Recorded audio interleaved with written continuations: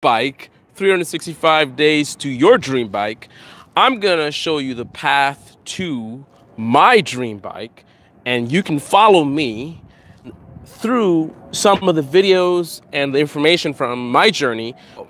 This is the bike reveal, the moment that you have all been waiting for. So I just picked up the bike, the first bike of the series.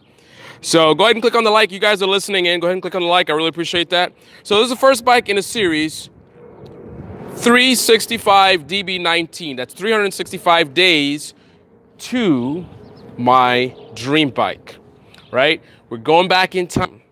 It's as if I just started riding all over again. I haven't been doing a lot of videos, right? Starting over the channel. I figured it'd be a cool way to start the channel over is to start over from scratch. Not just the channel, but my entire riding lifestyle. So going back to the beginning, back to the basics. So picking out your bike. So looking at what is out there now, going through the same process that I would if I was just starting out now. And then, of course, I'm going to do a lot of tutorials, right? You get a beginner bike. You're going to need to learn how to ride. We'll talk about taking the course, not taking the course. We'll go through the full rider training, and then we're going to upgrade to another bike. Right? When the time is right, we're going to say, we're tired of this first bike. Let's go up to another bike, and we're going to bump it up to another bike. And as we bump up the bike, we bump up the level of the lessons. We're going to be doing a lot of rider training. The rider training is going to match the bikes. When we get close to the dream bike, that's when we're going to start doing track days, more advanced training and things like that. Guys, go ahead and click on the like button. Click on the like. Really appreciate it. With all the support I can get, really appreciate it, right? This is going to be a lot of work. I'm going to spend a lot of money doing this. Trust me, buying bikes and flipping bikes like this, I'm not making a profit. It's going to be out of my pocket. The YouTube channel probably makes like $10 a month. So, yeah, that's not gonna cut it. So we appreciate the like. So the moment of truth, let's see who is in the chat. We have C. Kim. Honda, you rode your boozer today. It's not a boozer. Show us the bike. Show us the bike. Edge, who was this? Who, Ed? Oh. I apologize. So the moment you've all been waiting for. This is the moment you all been waiting for. So, first bike of the series. This was my choice as a first bike. And I'll talk about why I chose this as the first bike. I know it's going to surprise a lot of you. A lot of people are focused on horsepower and all this kind of stuff and what looks pretty. But that's not my philosophy. That's not what I recommend for the first bike. Forget about the being cool. Forget about the power. When you're buying your first bike, think about low cost. Think about good resale value. Think about something that is not so shiny and pretty that you're going to be stressing about scratching it up. Also think about maybe you decide riding's not for you. So you don't want to invest a lot of money into your first bike. It's your first bike. So take it easy. Take it easy. Get something simple, something low cost, something not so pretty, right? Again, don't worry about that stuff. Something that's going to be easy to learn and it's not a distraction. So with that being said, the moment of truth, I present to you the first bike of moped, the first bike of the series, a classic first bike. It has been a classic first bike for a long time. Go ahead and click on the like, appreciate it. A classic first bike for a very, very long time. And I think it's fitting that I have selected it for the first bike of the series. 365 days. We're going to go through a 10 years of bikes in 1 year. And the first bike is... Ninja 250. Not even just the Ninja 250, the classic Ninja 250. This is a 2004 Kawasaki Ninja 250. How much do you think I paid for this bike?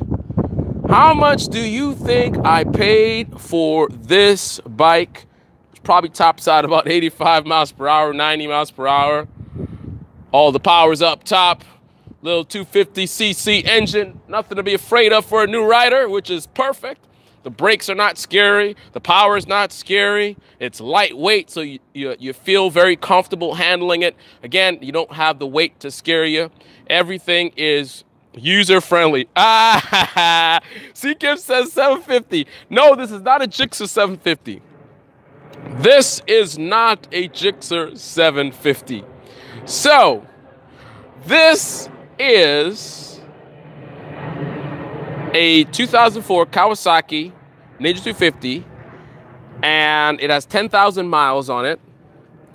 And it needs a little bit of tender loving care. Now, I'm not going to say that I paid the best price for it, because this is the first bike of the series. Of course, I'm not actually buying my first bike, right? So I am just selecting.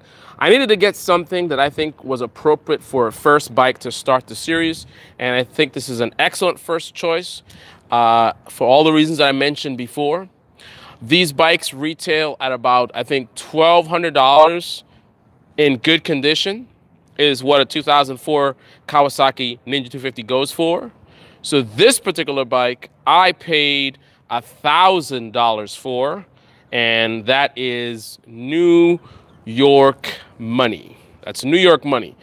Go ahead and click on the like. I really appreciate it. Click on the like. I really appreciate it. And so yeah, so this is $1,000. Now this is $200 less than a boosted electric skateboard, but this can go, I don't know what, 10 times the speed, maybe not 10 times the speed. Let's see, 2, 4, 6. Let's say 2 to 3 times the speed of the boosted board. Certainly much more range, that is for sure. Who do we have in the chat? Someone just joined in. Go ahead and click on the like. Expanco. Expanco says he never saw that bike before. Come on, man. You know you've seen this before. Hey, check this out, guys. My gloves cost more than the bike. No, they don't. They don't. But the gloves do cost half the price of the whole bike. These Hell Phantom gloves, these are Hell Phantom 2s, right? Hell Phantom 2s with the Stingray skin, right? All up in the knees. Yeah, all up in the knees. All up in the knuckles. You got the titanium knuckle here. You got ventilation here. You got all those straps there. A lot of protection. So you got armor that padded there. Articulated thumb, right? Double stitching and all that good stuff. These are almost somewhere around $400 with tax. And this bike costs $1,000. Expanco says ZX6, ZX9, and ZX12 is what I remember. What is wrong with my throat? Whoa. That's my allergies. So I went to the doctor. Doctor says, I got a bad case of the allergies. So he gave me like 3 different medicines. I got an inhaler. I got some stupid 2 different pills. I feel much better. I can breathe much better, but I'm not 100%. Anyway, what is Expanco saying? Carlyle, what do you mean, what do you win? What do you mean, what did you win? What, because of the price? You said $750, man. My helmet cost $0. Your helmet cost $0? Really? Remember from Portugal. Is what I remember from Portugal. What are you talking about? ZX6, ZX9, ZX12R is what I remember from Portugal. What you talking about, Willis? Expanco. Anyway, so let's go over some of the details of this bike. Now, many first riders, I do not recommend them buying this bike. Not this year, not this model, this actual bike right here. And I'll tell you why. This bike is a bike for someone like me who, when I was starting out riding, I didn't want to just get my first bike. I wanted to learn as much as I can about the motorcycle as possible. I wanted to be self-sufficient. If I get broken down, I know I do a lot of road trips. I get broken down somewhere. I don't want to be limited to, oh, where's the closest motorcycle repair shop, right? I wanted to be able to take care of myself, at least the basics, right? So that is a bike for someone like that. If you want to learn how motorcycles work, you want to get your hands dirty, you want to learn the basics, go ahead and click on the like. Really appreciate it. Click on the like as you guys join the live stream.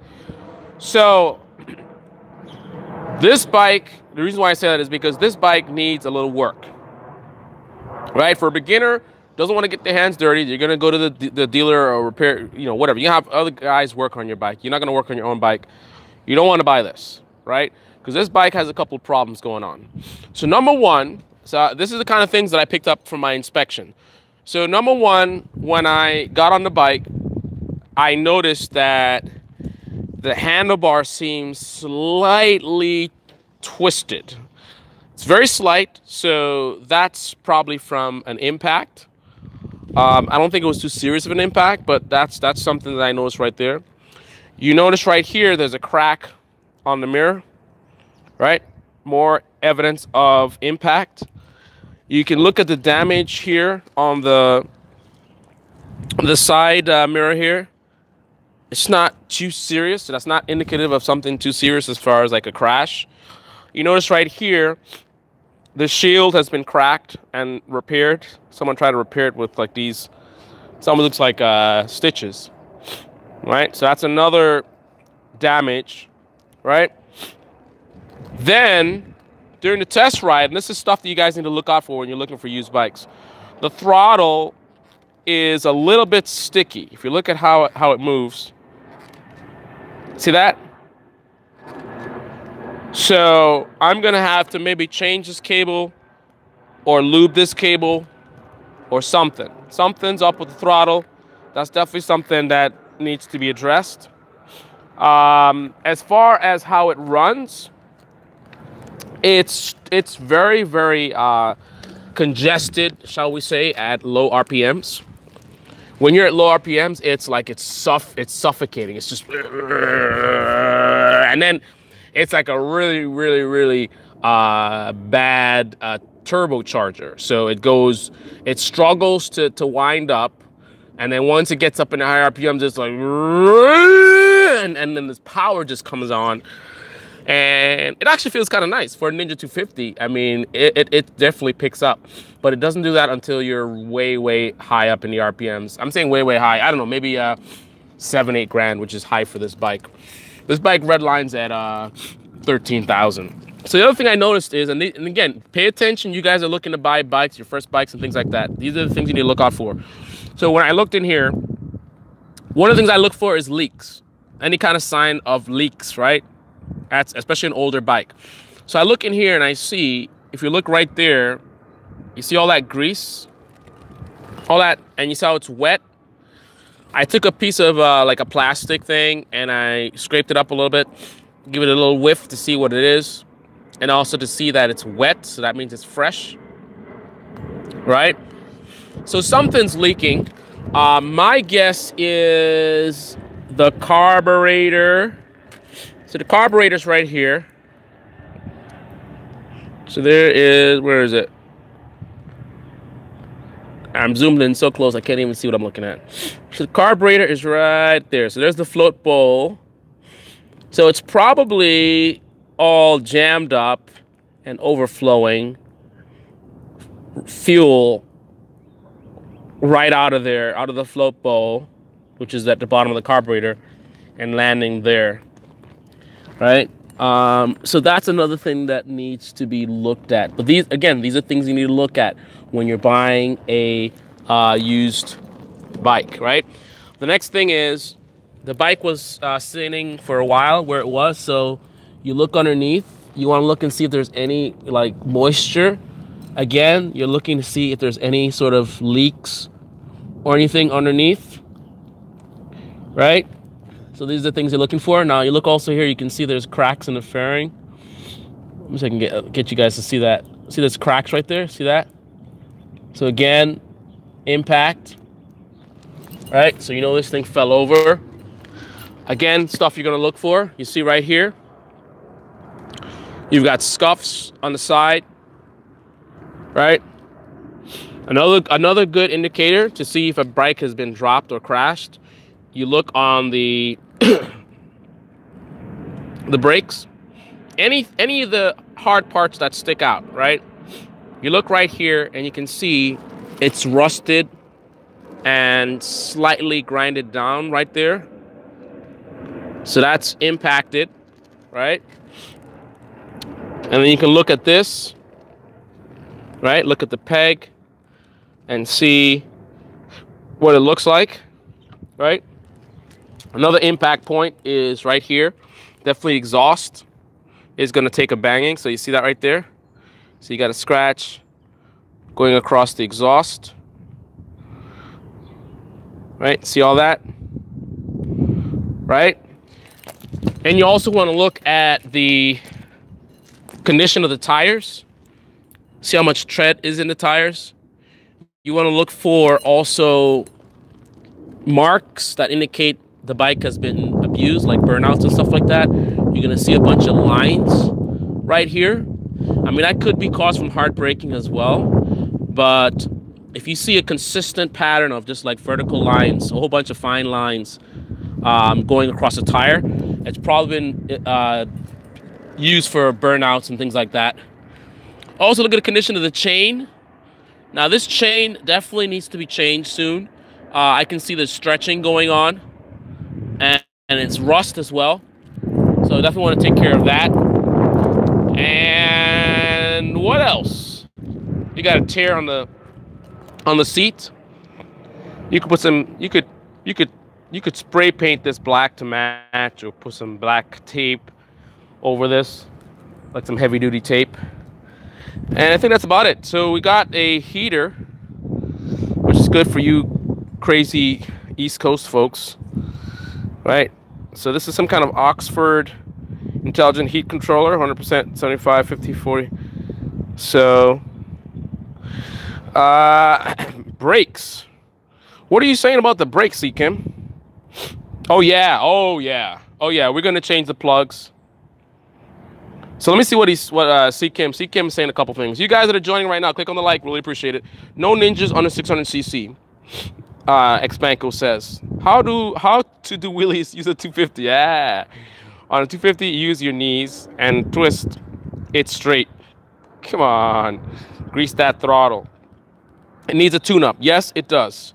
Change the plugs. Absolutely. How's the brakes? Brakes were good. Brakes were really good. Fuel. Absolutely. Brakes. How are they? The brakes are good. So, I also, when I checked out the bike, I also had them started up cold. So what you want to do, an old carbureted bike will start much easier when it's warm, right? So a trick that guys will do is they'll warm up the bike before you come, and then they'll start right up. Like, oh, it's great. And then if it's, 2 degrees less than optimum, it won't start properly, right? So what you want to do to really test the condition of the bike is make sure the bike is cold.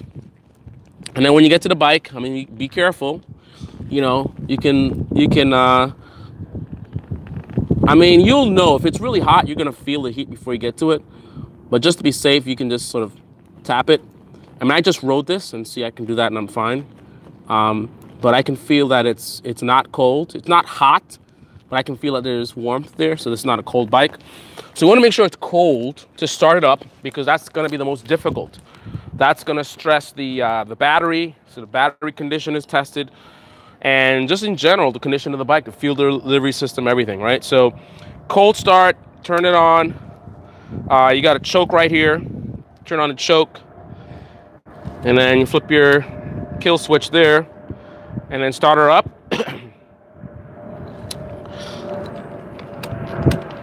I am in gear still. So let's get it into neutral. So now we're in neutral. And we can start it up. So start it right up, no choke. But it's not cold. But I did a test like that to make sure. Right? And I look at how rough it's idling, if the needle's bouncing all over the place, what RPMs it's idling at, right? Actually, right now,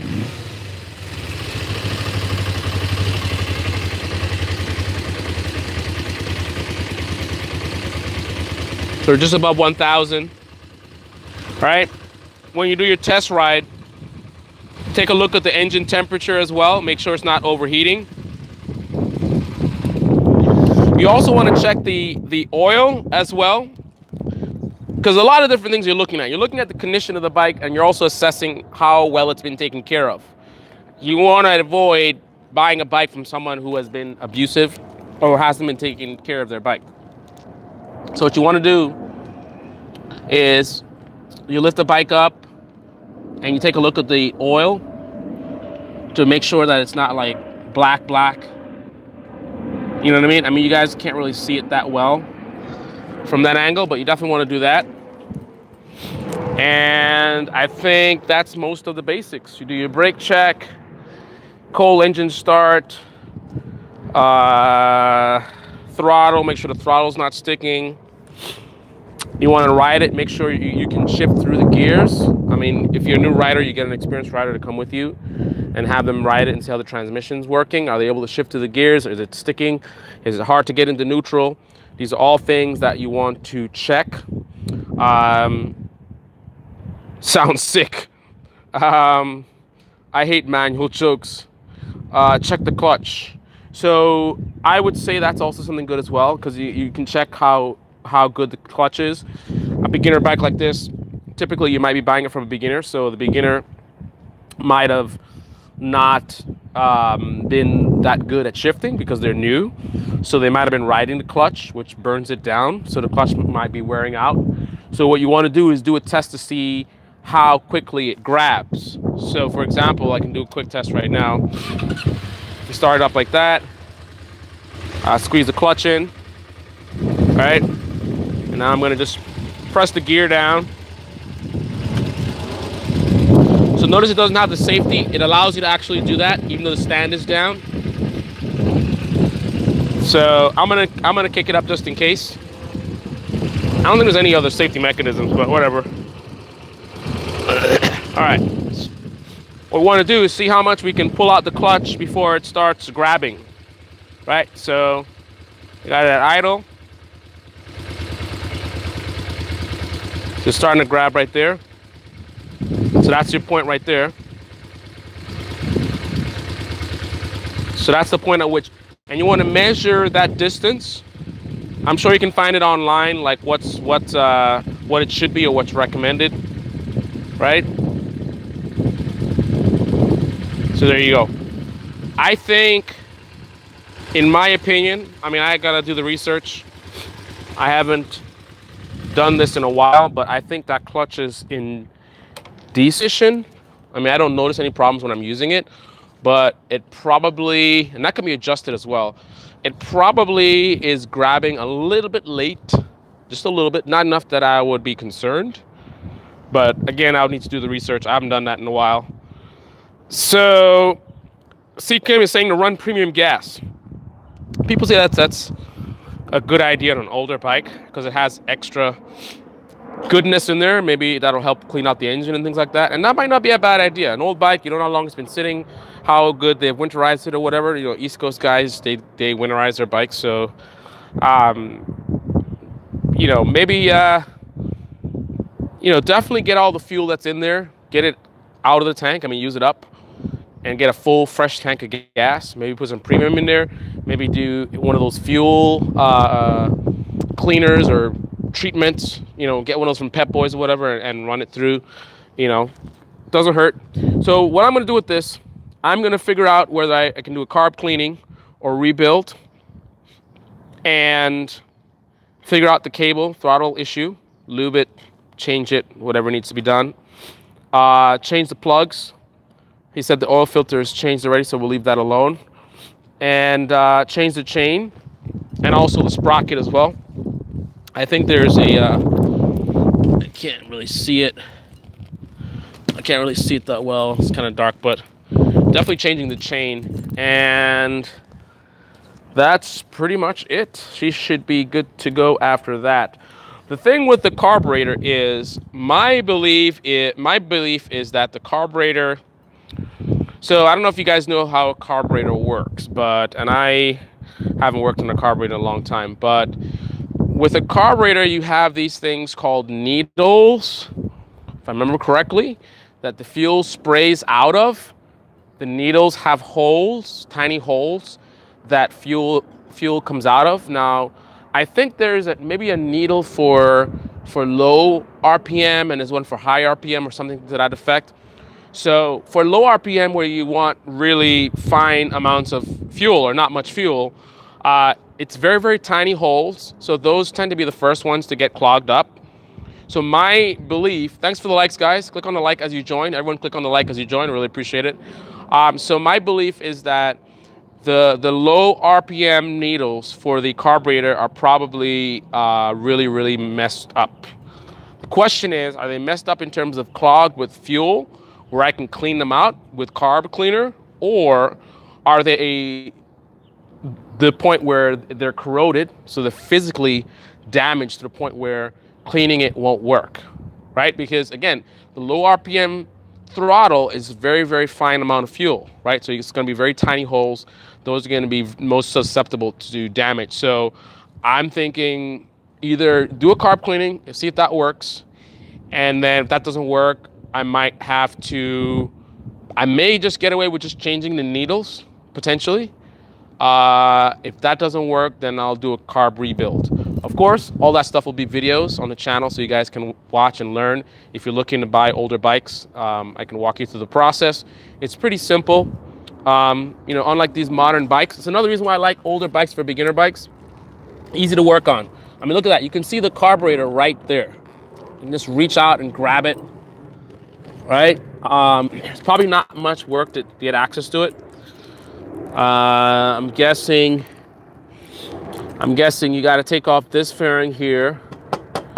You got to remove the seat, right?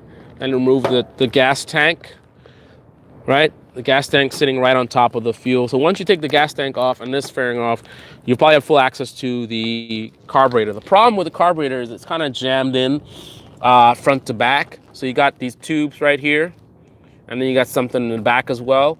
And then the idea of you trying to get it out of there, where it's kind of crushed in a way, can be difficult. You gotta sort of pull on the back, and it can be a little bit tricky. But it's not too crazy. But anyway, I'll show you guys how to do that. And what I'll do is also we'll record a baseline to see how the bike is functioning now, currently. Maybe we'll do a speed test, a 0 to 60 test on it as is. So we'll know the difference between getting the bike now versus fixing it. So here's a really cool thing. So those of you guys that want to save some money, you want to buy your first bike, you want to keep the cost low, you want to save money by getting an older bike, I'm gonna show you how you can do it and save money, not only on the bike but the repairs. Because if I take this bike to a repair shop, I mean, they could hit me with like a $500 bill, $600 bill, $700 bill. Who knows how much money they're going to charge me, parts and labor, to get this thing running. But if you do it yourself, it's cheap. The parts are so cheap, right? Carb cleaner, I mean, that's a bottle of carb cleaner is like $4 or $5, right? And that may do it. But bottom line is, by me showing you guys how to do this, that will enable you to get a bike that needs some work, and therefore the price point is lower, right? So instead of you spending $1,300 plus tax on a bike, you can spend $1,000, maybe $900, right? And get your first bike, and you can simply do the work yourself and get it up and running. I had my first bike, a KLR 250. I went to the shop to try and get it up and running. It kind of had similar issues. This is kind of what happens with these older bikes, right? Carbureted bikes. I was quoted $1,200. Now, that was probably a little bit of a crazy price to probably scare me away, because they didn't want to work on it. They didn't want the liability. It's an older bike. They may mess something up or whatever. But that was the price I was quoted, $1,200. Like, we got to change this. We got to change that. We got to get a new this. I'm like, what the hell? I fixed it myself for a fraction of the price. And I went away with it learning. I mean, I learned. Like, that was my textbook. That was my motorcycle textbook. My first motorcycle textbook was the Kawasaki KLR 250. That's where I learned about, cleaning the carburetor and, the motorcycle fuel delivery system. I think I did the brakes on that. I might have changed the clutch plates. I did a lot of work on it. I learned so much. And I think that's a better position to be in. A lot of riders, they buy the bikes and they wah, wah, wah, wah, and they don't know anything about how it works. All they know is it's fast and the girls like it, and, to each their own. That's your thing. Me, I kind of want to get into it. Look at the lower fairing. So that's probably not the original. I just noticed that. I don't know if it is. I don't think that's the original. Maybe it is. Maybe it isn't. I don't know. This gray piece on the bottom looks kind of weird. Anyway, guys, that's it. This is your Fast Life Motorcycle Channel live stream. This is DB. Oh my goodness. Stupid YouTube app.